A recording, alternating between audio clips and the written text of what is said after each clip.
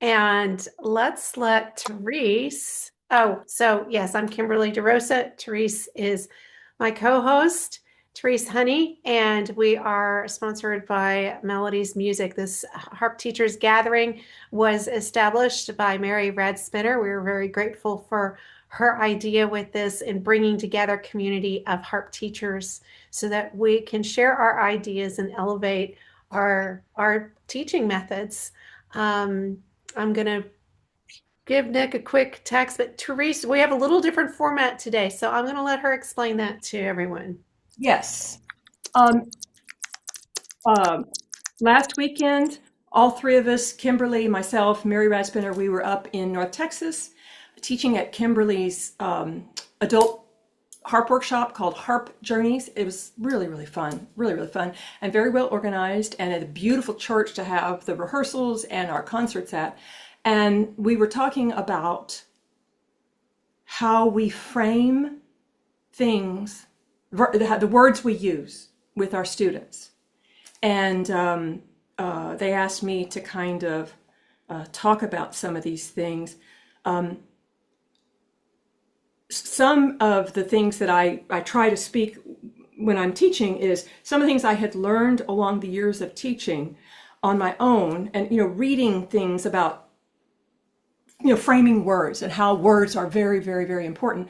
But then I learned also some new things when I went through my Suzuki teacher training that were really good ways to think about new things. And one of the things that I got from the Suzuki teacher training, I'll start off with this one, is, and Suzuki is about teaching children, but I think this applies to everyone, adult learners as well, and that is to say, when a student plays something in a lesson, when we say, "That's great," really, that doesn't mean anything.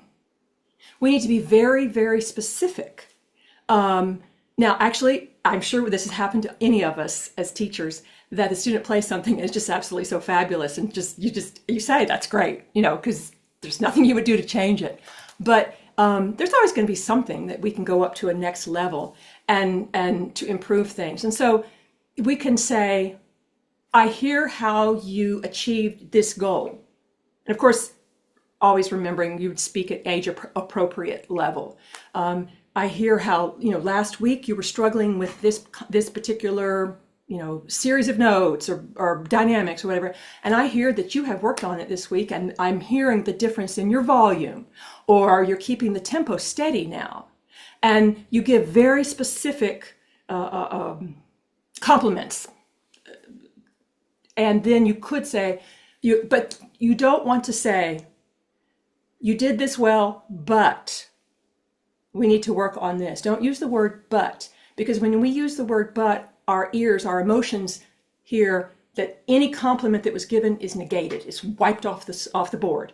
So you say, I hear how, I liked how you did such and such, and now let's work on this next thing, or let's create a new goal." And it could be to improve that particular thing. Whatever. And that was just a really kind of mind-boggling thing for me, to think about. And by the way, if you've had any, thoughts about this stuff, certainly put it in the chat. And if I don't see it, Kimberly will be kind of monitoring that. Yeah. I'm going to jump in real quickly. We've Yes. got Nick here sitting with us. So some people just wanted to see your face and put a face with a name. So Nick is the Sharon, owner of Melody's Music. Nick, I just wanted to meet you because we've talked on the phone. I've been working with Afghan Press since 1999, and I know you've just taken it over. And hi. Hi, Sharon. It's good to see you. My Yeah. face. Yes. I'm a real person.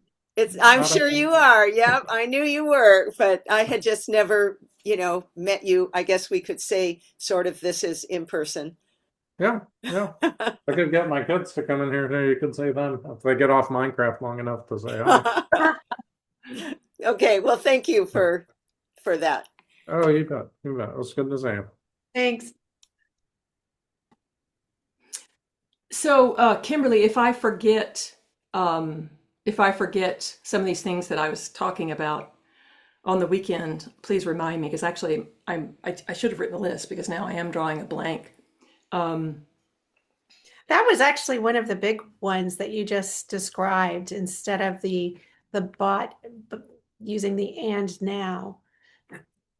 yeah, Or and I'll say something similar as far as, well, because you've done this, you're ready to work on this. yes, and we're going We up to the couldn't next do level. that if you hadn't done such great work there. Yes, yes.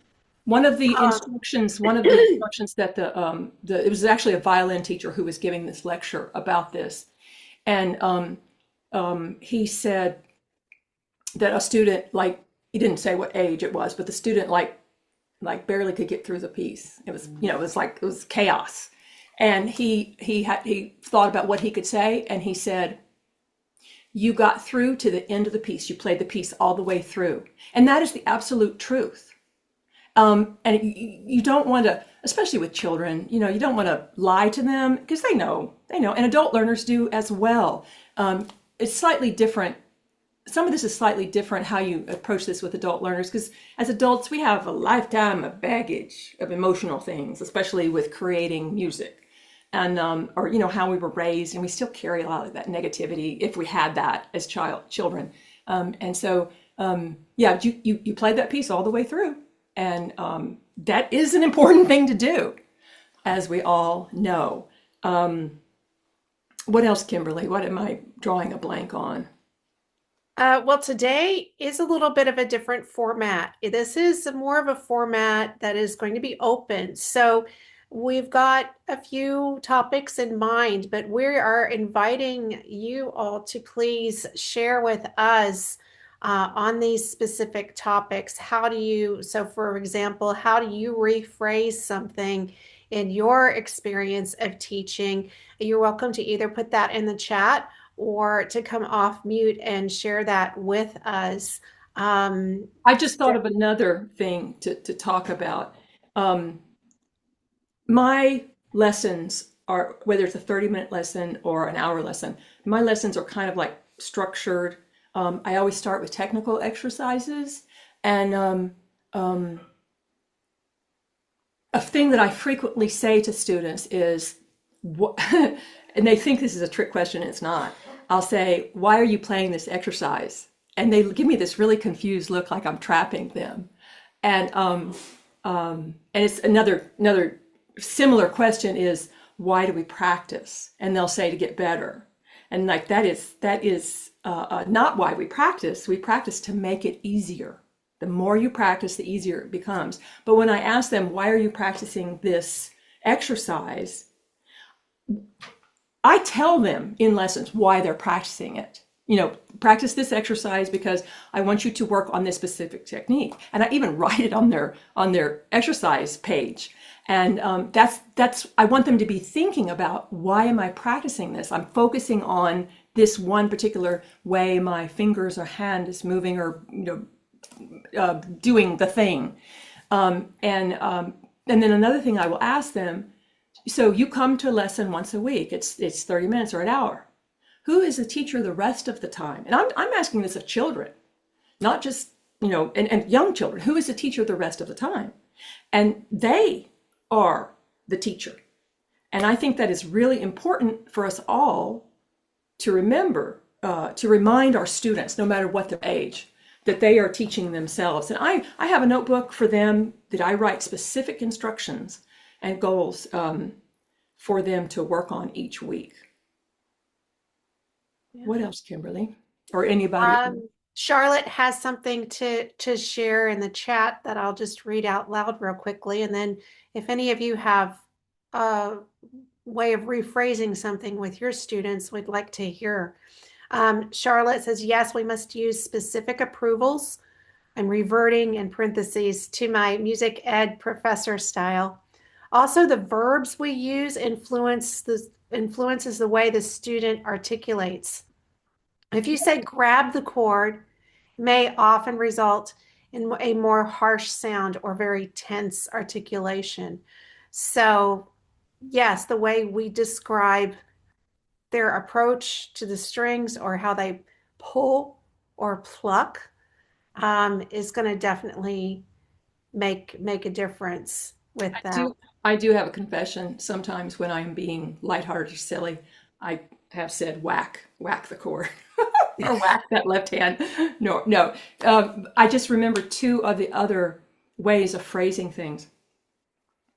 This is really important too. This is again along the lines of the but negating everything positive you've said.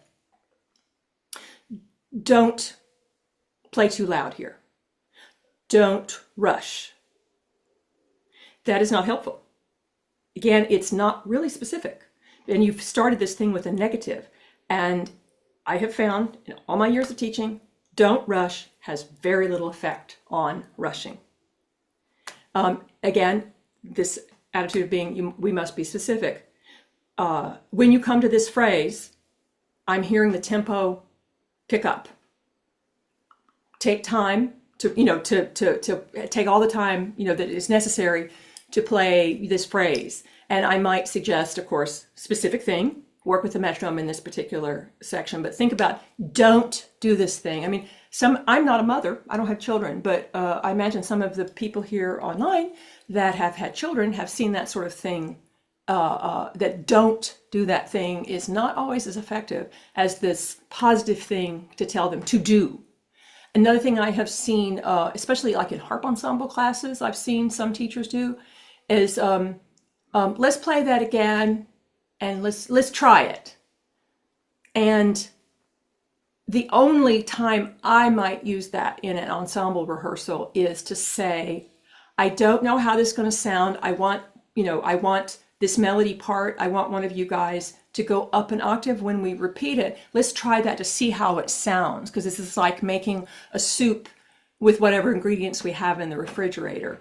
But like when you say, let's try it, well, trying to me is, again, a nebulous concept.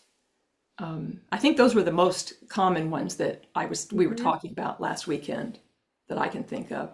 Sharon, I saw you raise your hand. How do you rephrase? Well, just in terms of what I've heard from Therese and your students kind of being taken aback by your saying, why do we do this? So I'm just wondering about other ways to say that in terms of, I think the easiest first thing would be to say, why do you think you're doing this? Or what are we learning from this exercise? Why would you think I would want you to do this exercise? And that might make it a little easier for them to think about what they're doing and why they're doing it, rather than just, why are you doing this? Sharon, so again, go ahead. Sharon, that is a really, really important concept. I totally agree with you. And I'm going to try to remember to do that in the future. Because when I'm remembering now, when we say, why are you doing this or whatever, that immediately puts the listener on the defensive. And you are absolutely 100% right about that. And I'm going to thank you for listening. Yeah. Thanks. Yeah. It's very, very important. I get rather impulsive sometimes in lessons, and I work really hard to not always say all the words that are in my head. Yeah, I don't always succeed. But I really like that one. I really do like that one. Good. Thanks. Yeah. And somebody says, I've been learning that why questions sound judgmental. That is, 100%. We all can learn here today. Yeah. Mm-hmm. Yeah. And Lori also includes always finding something to love about their playing and then building on that. So one of the things I'm curious to see if y'all like this or not. One of the things that I will say to my students, especially as I'm teaching them their actual practice habits, I call that a practice formula, to do the right hand and then the left hand, and then start to put together, in little bits at a time. I write it out and refer that to that as a practice formula that they can use at home. If I feel like they're not even really paying attention to that when they play in something in the lesson, And I ask, well, at home, what would you do next? And they either make just a guess or they don't really know. And I suggest that they think when they're practicing at home, what if I was sitting next to them, what would I say? Like I'm coming home and my voice is haunting them in their heads. But for a lot of students, who have taken from me for a while, especially in the beginning, it is about repeating instructions. So, because they can only, I know I could only absorb a certain amount of information at a time when I was a younger student. And so, repeating that or trying to rephrase things in different ways, I think helps them find. But if I ask them to think about what I would say if I were sitting next to them at home, I do get several of them have those little light bulb won't look in their eye because they know what I would ask them to do again. So they have learned the practice formula. It's a matter of how to get them to think about it at home. If somebody else thinks that's creepy or has a better suggestion, we are open to hearing how you might rephrase their encouragement at home. Sharon. Sometimes I will write down on their sheet music, if it's okay with them for me to write on their sheet music, I'll write down those kind of things like remember to look at your left hand. And it's the things that you're saying that you want them to think about when they're at home, pull in all the way, or think about the next chord, and writing that on the music so that when they get home, they actually remember those phrases. I Yeah. have Yeah. I have students that don't read my Oh, well, reminders, you do it anyway. or And I have them write it down. I, Uh, yeah, that's the thing, is get them to write it down yeah. when they get to a certain age. One mhm. other thing I think that's really important with students is that they might be doing a lot of things right, but they don't even necessarily know that they're doing those things right. So pointing that out to them, I think is important. Like, oh, I love the way you played on your thumb. The way you bent your thumb over, or that you were looking ahead to where you needed to place your hand. A lot of my students they'll be playing, and then they move down to that other chord that they need to. And I will tell them, play the chord and start moving down right away. As you finish the one chord, move down to the second chord. And so if I notice them doing some good things, I try to point those things out Yeah. so that they That know that that they're doing it. that's why I said at the very beginning of this, Oh, okay, you be maybe I missed that. very, very specific, because Yeah, just saying, "Oh, that's great," it means nothing. yeah. Um, Another thing that so in a lesson, we're not testing the students to see if they pass or fail. What we're actually doing in a lesson is teaching them how to practice. And because remember, they only see us once a week for 30 minutes, if they're even having weekly lessons. So we're teaching them how to practice and and how to evaluate their playing, how to be their own teacher.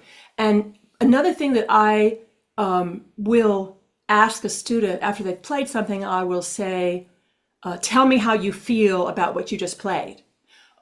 Tell me what you did right.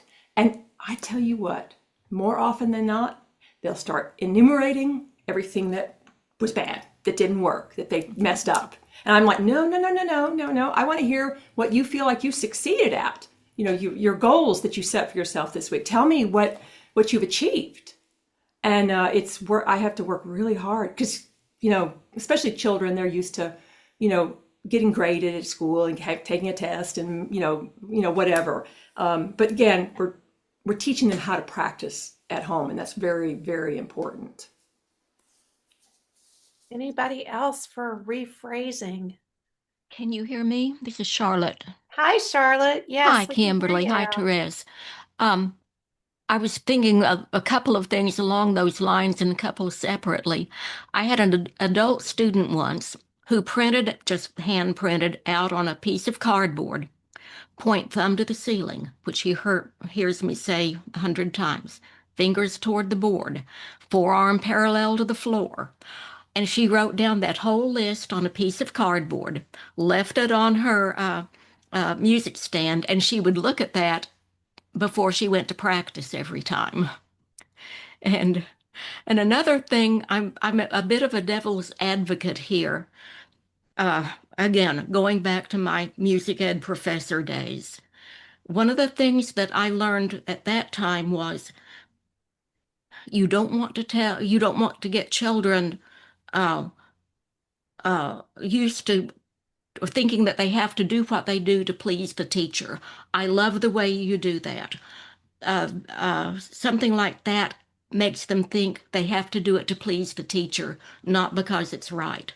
But tell them some other form of approval there, some other form where they're saying, where you tell them what was and what you've been discussing here, what was good about it. And I often go back and ask the student that was good, what was good, what did you hear good about it, which is what you all have been saying. What did you think was good about it? And then move on from there. So that's enough for now. That's really good. I remember as a young student when I was going to a harp recital and hearing other harpists play. And this is, partly how I was raised, partly how my brain works, partly how I was taught. I would be listening to this harpist play, and in my mind, I would be, listing all the things they did wrong. Their technique was wrong, or their dynamics were wrong. And I work really hard at with my students by asking them, as Charlotte said, what did you feel good about? How did you succeed at this? I'm trying to get them to think the positive way, instead of that negative way. And all over my years of listening to harpists and of all levels, I have worked really hard at not being that way. I might, feel that, like this person's playing the harp in a way that I was not trained. That doesn't mean that they're wrong. I've worked real hard at removing that type of judgmental negativity stuff. And Charlotte reminded me of a couple of more things. I really appreciated what she said about their feeling about their success needs to come from within versus trying to get the approval of the teacher. I agree with that. Now, don't get me wrong, I will use that if I need to get a student motivated. But there's something that in the Suzuki teacher training, they have a lot of games to play, especially, the parents are involved, and they have, they gamify a lot of things, and I think that's really, really good. And I have used sticker charts, and it has actually shocked me how much the sticker chart, thing can really motivate them. I had one student, she was a high school student, and she said, that does not motivate me at all. And she was the one that filled up her sticker chart first, and she got the first prize. And she said, that's mine now. I was like, okay, yeah. But they say that at a certain level, you need to reduce the amount that you use the stickers or the, whatever that type of motivation is, because they need to be able to want to play, for their own feelings versus, getting that sticker on the chart, etc. And that's another thing. Okay, I've remembered another thing. This is again my Suzuki training, and I know that in a past Harp Teachers Gathering, I've talked about my Suzuki training. And, we had an interview with Delane Leonard, who is one of the Suzuki teacher trainers in the US. This has always been very hard for me, and I still struggle with it. And that is have one concept at a time, especially with young children. They have a thing called 1 point lesson, where whatever they play, you're working on that one technique issue. Like everything they play, you're going to work about having the thumb pointed up to the ceiling. And that's what you write in their book, and that's what you write in their music. And I struggle with that. Because when you tell a student, okay, now remember to do this, remember to do this, remember to do this. Now, if the student has been playing for a while, like Charlotte, your student that they wrote on a piece of cardboard they kept on their stand, what I tell a student is I might write on their notebook, choose one of these things and focus on it while you're practicing this week because I don't want them because maybe maybe they have developed their skill and they're getting in the habit of doing technique number one. And now I want them to work on technique number two. But, they don't want to let technique number one fly by the wayside. However, in lessons, I will tell them, don't worry about technique number one right now. I want you to focus on technique number two. I hope that makes sense. Mhm. Therese, that just speaks to, I put in the chat that I do a similar thing, writing focus ideas on like a post-it or a piece of paper, and for kids they can put it in a jar or a box or an envelope and pull one out for X number of minutes and focus on that, then put it away, pull out another. So it's a kind of like a game idea, but I think that's a helps great you idea. Yeah, change the focus. having the little props and things like that, I totally agree. I know a teacher that she has made these up for her students. She takes popsicle sticks and she writes something on the popsicle stick and she gives the student the collection of popsicle sticks and they pick one out. That's a lot of work. If you have a huge studio, maybe you don't want to do that. Get them to do it themselves, so theoretically they have ownership. I'm sorry, I can't help being, a smart, smart aleck about getting students motivated. You have to do things to get students motivated. Cheryl has a comment in the chat too. I asked the student, what will help you remember to slow down here, as opposed to writing in their book? And she offers the highlighters and the pencils and the tabs. Yes. I do a similar thing. After I've talked about a concept and I have to put myself in check a lot of times and not pick up the pencil because I just want to write it in there for them really quickly. And I have, over the course of my many years, I hand them the pencil so they write it because they're going to remember it better. And sometimes after we've talked about something, I'll ask them, well, why don't you write down what will help you remember that? And in your words, Yes. what we just talked about. And sometimes it's mirroring something that I've said, or they've caught a specific phrase that may not be like necessarily what I would have chosen. Sometimes they'll come up with something on their own. And if that's what helps them remember, and they've got the shape of the hand position or whatever it is, that's how they identify it, then that's what's going to help them, not my words. That is so important, especially I believe, if you have high school students that might be going to college, whether they're a Harp major or a Harp minor, doesn't matter. When they get to college, the teacher ain't going to be writing notes. You need this, as you go to college, you're an adult.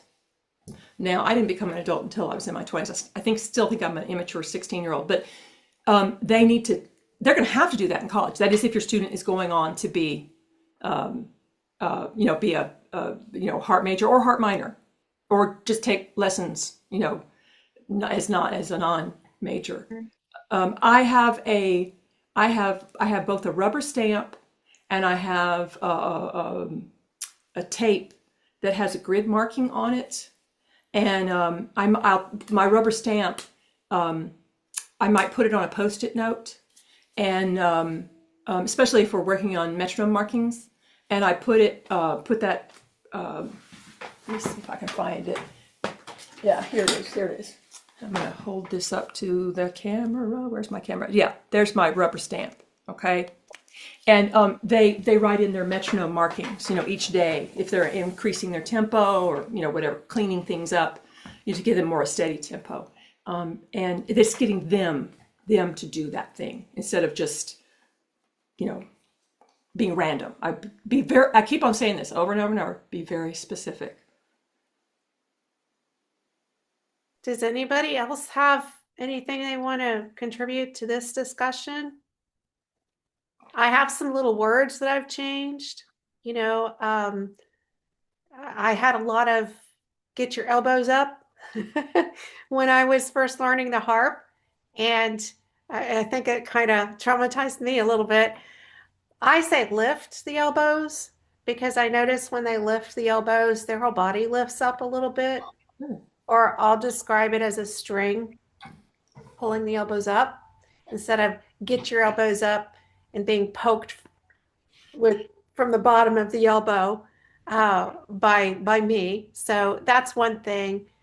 And then I also use for closing. Sometimes closing doesn't work, or even touch the palm of your hand, but drop, especially Oh, if I've got somebody doing this, drop the fingers and touch, drop and touch, drop and touch. Or if somebody's really tense, flop, flop. Sometimes what I'll say about that one is talk about what knuckle to be bending, because I oh, have some students that do this. And so I'll point out, let's bend this knuckle. Just Yeah. yeah, another way of looking at where to bend.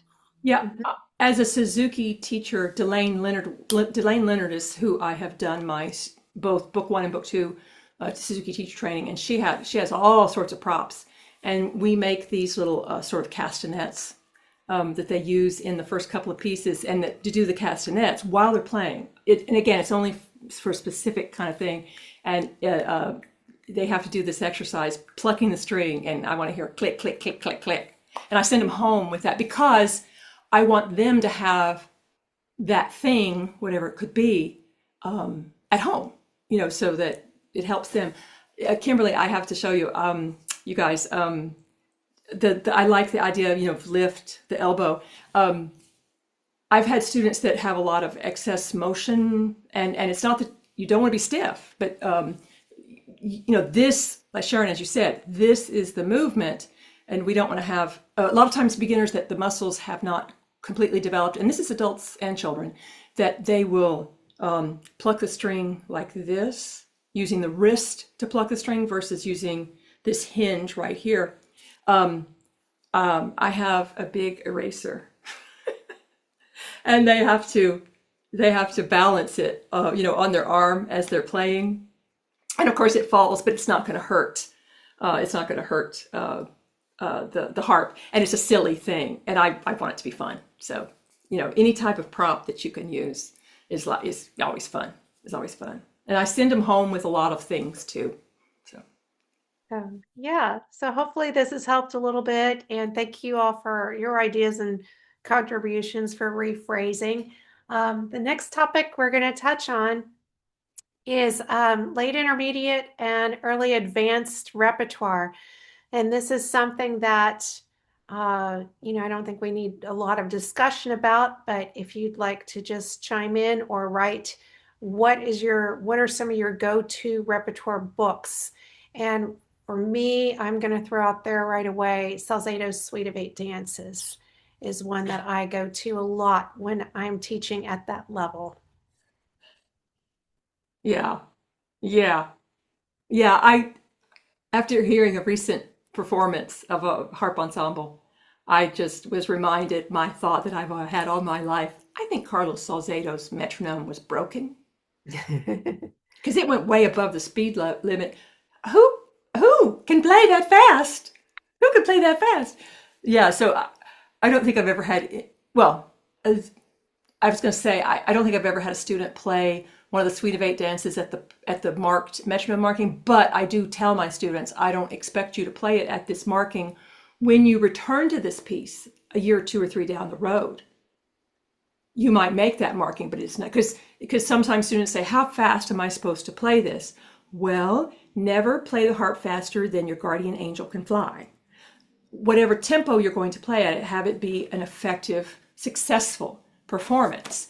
And it doesn't need to be at the metronome marking, but when you return to it, you'd be amazed how you maybe haven't played it in 2 or 3 years, and you return to that piece, and instead of taking 3 months to learn the piece, now it only takes a month because all that information is still in your brain and your nerves and your muscles, and you return to it, and now all of a sudden you can play it faster and succeed at it. But those are all great pieces. So Well, if putting it into the positive, instead of never play it as fast, how about play it as fast as you can play it well? play it as slow as you need to play it. Play it at the tempo that you can play it well. Well, also, I talk about framing things positively, but my students eventually learn that I am a smart aleck. And I do tell them to make them laugh before they go on stage. I do tell them this sort of thing, or their last lesson before a performance or something. Again, I know the student can handle this. Okay, I will tell them there's only two kinds of performances: suck and don't suck, and they do laugh. And because more often than not, any one of us, students or professionals or whatever, who has frequently had perfect performances? I am not one. And it's how you feel about yourself when you don't succeed at that thing. Maybe you're retardando, whatever, or maybe you had a memory lapse, which that's me a lot. It's how you feel about the overall performance. And a performance that is successful is one that you feel good about. And I do a thing with my students that I ask them to try to first memorize the last four measures of a piece. And I joke with them, so that you can end with dignity. And be able to finish that piece. And I will even kind of, get them to say, okay, tell me what key this piece is. What's the last chord you played? What's the last note that your thumb plays, et cetera, to try to help them feel like they can have a successful exit if things don't go as they had planned. And I mean, this is what can happen in performance. Okay, back to, go ahead. My students are not, I am not in the classical realm, and I'm not a classically trained or anything like that. I'm more in the folk segment of harp playing. And so one of the books that I really like to play, this is a shameless or a shameful, whatever, advertisement. But I have a book called Bard in the Parlor, which is a book of 16th and 17th century composers like Turlock O'Carolan, Pachelbel is in here, Jeremy Clark, etc. And I think it's a really good book for, intermediate players. And you can either get it from me or Afghan Press. And it's just a great book of tunes. Every one of them teaches you something different. No, I don't know specifically right off the bat what it teaches you, but when I'm teaching these to my students, there's always something in there to learn. So that's on the folk side of the harp. Thank you, Sharon, because I wrote that down because that sounds very, very interesting. Thank you. Oh, good. Yeah. Charlotte has suggested for the late, intermediate, early, advanced, the Grandgenet's 3 easy pieces. Oh, yes, lovely. That's a wonderful one as well. And one the of the suite of 8 dances is pedal harp. And for tango. Tango, right? Tango works on lever harp, and there's at least one piece in the 3 easy pieces. Those are all lever harp. I was thinking of another one of his books that has several pieces in it that has dance forms in it. Mm-hmm, mm-hmm. Yeah. Kimberly, do you have more? I've got a few too. No, that I'm good unless anybody else you want to raise your hand or chime in the chat. Otherwise, here I can't remember which book it's in, but there's the pirouetting music box, Salcedo. It's one of the the Art of Modulating is the book, and it has the 8 dances, but only one page from each of the suite of 8 dances, and it has 4 or 5 just little solos. The pirouetting music box is really nice, and there's a grandmother's spinning wheel and several others that are quite intermediate. So that Art of Modulating sounds quite off-putting, but it has the nice pieces in it. Yeah, and at least one of them, one of the pieces is 2 pages, and it's maybe it's the music box. It's lever. There's no pedals in it. Yeah, the pirouetting music box has no pedals. Yeah, that's good because we have a lot of. I think we have a lot of people that are listening. That don't teach pedal harp. But we all have lever harp students, even if we do teach pedal harp. So can I mention a few, Kimberly? go for it. Okay, so I mean, I have examples. Okay, so Nancy Gustafson. I believe that we need to pay attention to some of the old chestnuts. Nancy Gustafson published quite a few books, and every middle school kid learns Moorish Garden from one of her earlier books, and they all love it. Magic Road, the Magic Thank you. Road. Magic Road. I love all the pieces in the Magic Road, and that Moorish Garden. Boy, that's a doozy. It is a doozy. It's not hard on the. It's not difficult with the fingers, but it's the rhythm, and it's the left hand and the right hand doing different things, and that's a doozy. But like pieces like this, the Pacific Sketches. These are all very nice pieces for the upper intermediate. I mean, you might have a piece like this that is chords. But then you go to a piece like this. Important skill to have to be able to play these arpeggios up and down and have them sound smooth. Other books that I love, I've got 3 of them. We lost Sam Milligan a few years ago. He's the one that published the book, the 2 books, Fun from the First. But he also published Medieval to Modern, Volume 1.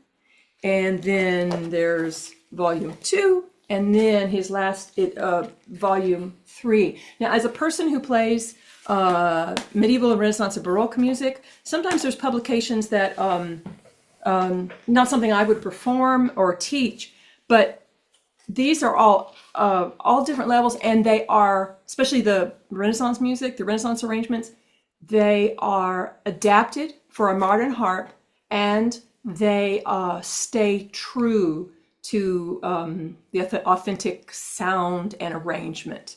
And I know volume 1 and volume 2 are lever harpable. I don't remember about volume 3. You have to have a pedal harp for volume 3. Some of these are quite challenging. I don't know about that. Now, for a very advanced lever harp piece, I don't remember the composer, but it's called Pedals on Vacation. I couldn't drag I couldn't find my score of it. Pedals on Vacation. This was composed for the Israel Harp Competition, I believe. So there's no pedals on it. This is a challenging, very advanced piece. And one of my students learned this a long time ago. Cheryl, you're referring to in the chat the ABRSM list. I'm not familiar with what that list is that you use for student selection. Yeah, so in mostly Europe and particularly England, they have this very structured program of testing and giving them grades. But if you go on the ABRSM website, it's a free downloadable curriculum by grade, and it's divided by pedal and lever harp. And a lot of the times it'll give you a song, for example, Kim Robertson, it'll give you a song out of a book, and the whole book is fabulous. So then I just buy the book or have the student buy the book because the pieces are challenging and at their level. Great. What does ABRSM stand for? Affiliated Board of the Royal Schools of Music. Okay. Great. Yeah, and especially if you're starting out your teaching career and maybe you haven't had pedagogy, I think that is a very excellent way to help structure your lessons. And yeah, I think it's an excellent choice. Yeah, thank you for that suggestion. I know the Royal Conservatory has a list that is similarly graded by levels. And then Sharon has also suggested a book, I'm assuming it's one of hers, Dance Through the Music. So most tunes are in the key of C but can be played on a 29 string harps. So not everybody's got pedal harp that becomes a late intermediate and early advanced player. So it's great to get some of these. Cheryl's also mentioned After the Storm by Lauren Scott. And Charlotte has mentioned Samuel Pratt's Dances for the Daphne, and the Little Fountain is there, and the Alborada ate her lunch. Yeah, those are all really great suggestions. We haven't really touched on in the gatherings the upper level repertoire as much, And I think so many of us do teach the earlier levels, but I think, down the road we'll have a focus on some of that upper level repertoire as well. There's another book I remembered. Again, I like to kind of um, I like to encourage people to look at the old chestnuts, um, old tunes for new harpists Mhm. by Mildred Milligan. It starts at very, very beginning tunes like Hot Cross Buns, and this would be for it will carry a student for a long time, and lots of very, very playable tunes. And I would say at the end of the book, it's intermediate, maybe in some cases a little upper intermediate, maybe. And I have to admit, when I first started playing background music gigs, when I was young, I used some of those tunes. I would create medleys, or I might play a tune twice through. So they're nice arrangements, and nice teaching tunes, excellent teaching tunes, and mostly lever harp, I believe.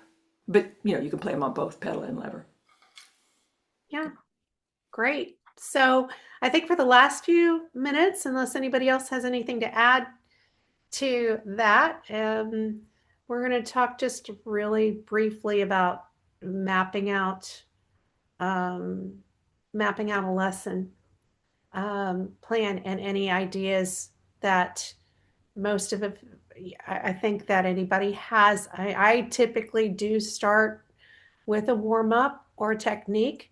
Um, with some of my high school students, I put in the request that they warm up before they come to their lesson if they're not coming straight from school.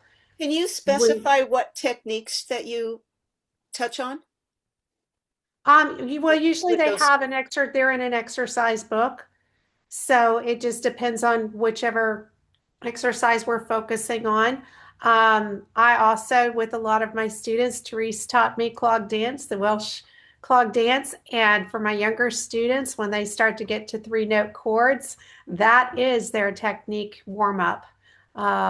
Maybe we'll have a session where she can teach us all clog dance.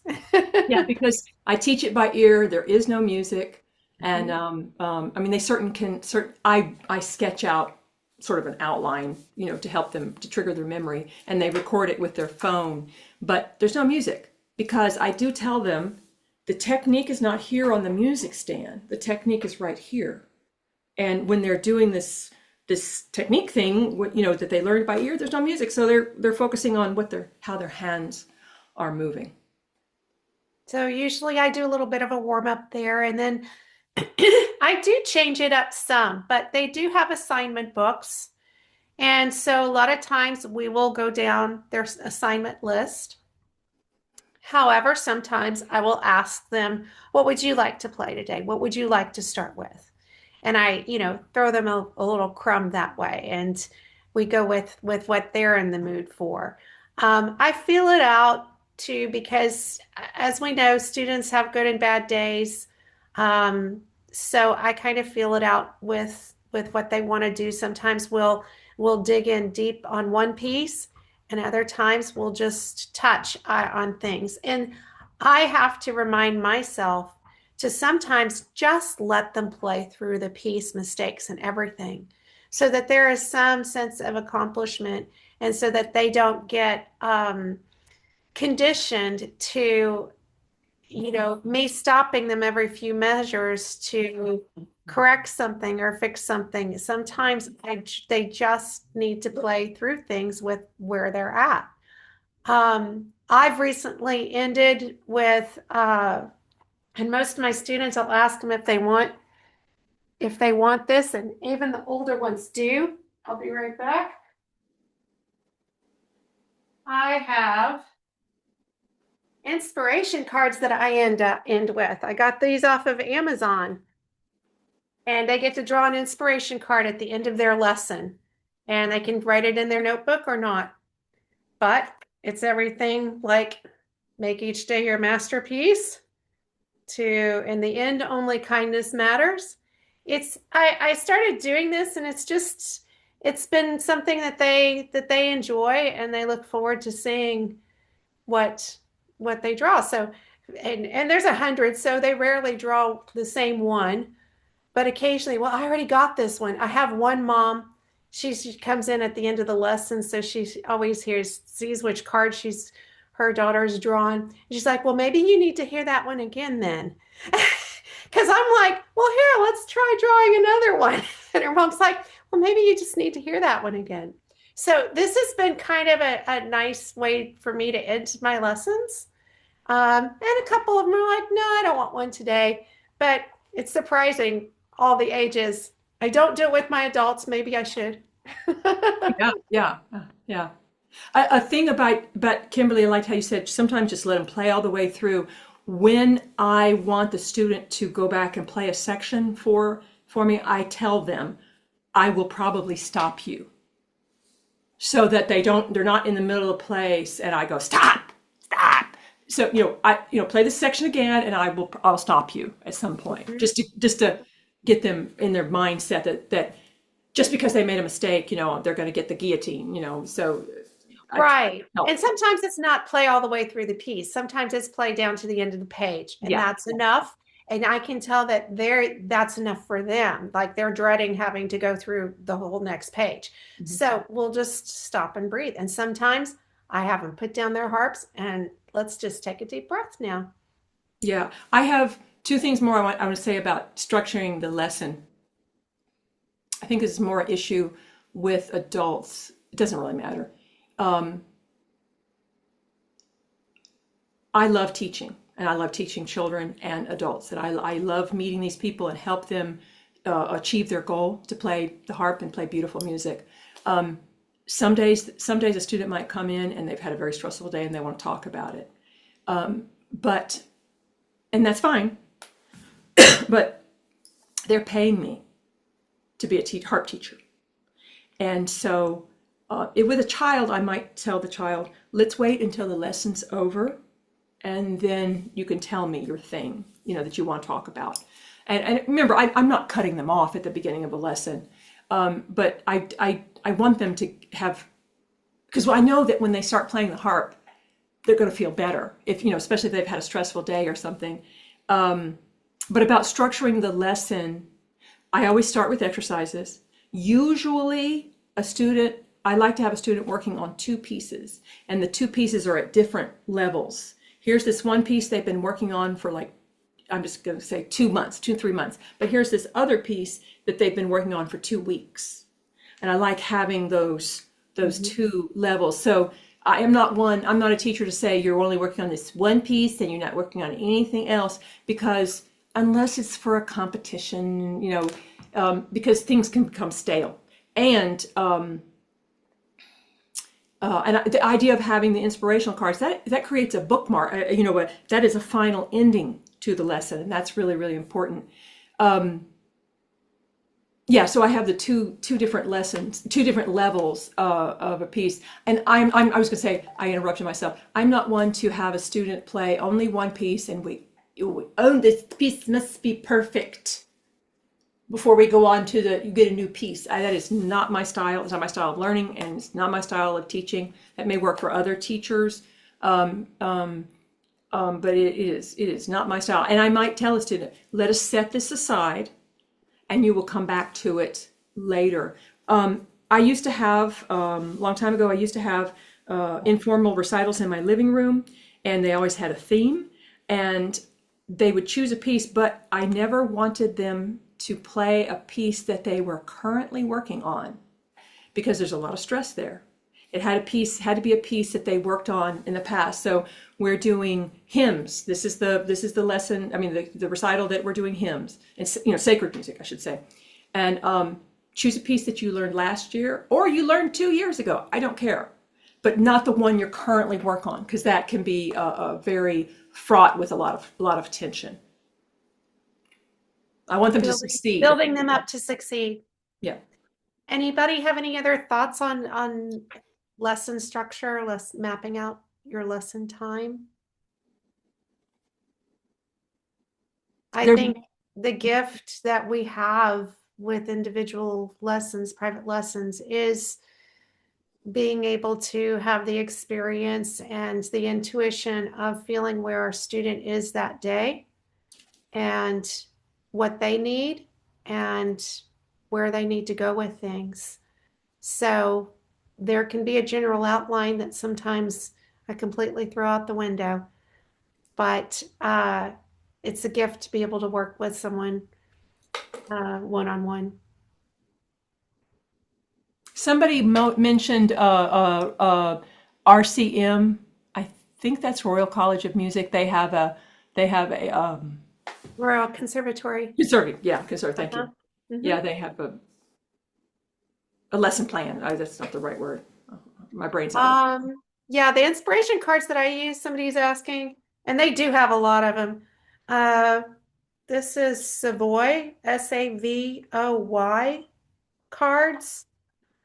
And I went through them and I actually pulled out a couple that I didn't like and tossed them in the trash. But I'm sure there's a lot of different inspiration cards that you can try out. I usually don't like the ones that say choose happy because sometimes it doesn't work that way, guys. It doesn't always work that way. Sometimes you can't choose it. And But this actually says 100 motivational cards. that's good. Yes. I call them inspiration cards, but when I refer to them as my students, but if you're looking for this specific deck, this says 100 motivational cards. So. Yeah. Well, we're about out of time. We thank all of you for chiming in, and I like being able to hear what all of you are doing, and continuing to share the ideas with each other and building this community. And please help promote our videos, our Zoom meetings, because these are posted online, and every video or podcast you hear is like click like and share and tell all your friends about this. But definitely, you can share this YouTube when this gets on YouTube. You can share it on your social media feed, whatever you like to be on, and certainly if you go to the YouTube videos, please click like because it helps everybody find about these more often.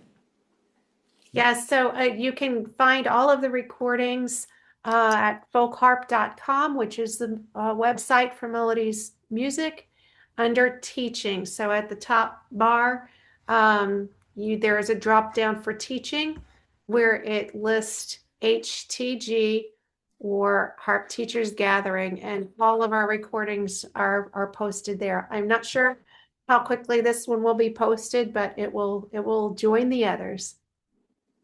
And we have all sorts of, we already have plans for the next 3 or 4 months, and you'll just have to stay tuned. Thank you so much for joining us and sharing this time together. Thank you. Thanks to Melody Music. All right, we'll see you all next month. Thank you. Take care.